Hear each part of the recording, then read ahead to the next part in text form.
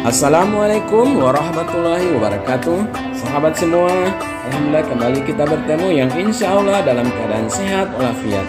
Saat ini saya akan menampilkan video suasana di Pasar Kamis Kecamatan Lemito pada pagi hari. Pasar Kamis kali ini adalah Pasar Kamis yang terakhir di bulan suci Ramadan tahun ini. Walaupun masih pagi, tetapi kepadatan dan keramaian di Pasar Kamis kali ini sudah nampak mulai padat karena ini adalah Pasar Kamis terakhir untuk masyarakat berbelanja untuk kebutuhan di Lebaran nanti. Seperti apa suasananya? Mari kita saksikan sama-sama.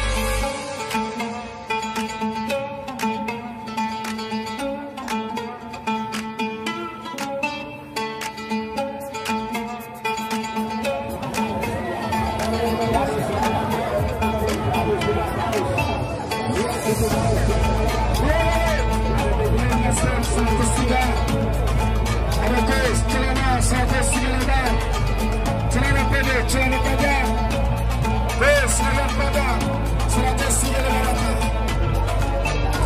Jadi, sebenarnya itu.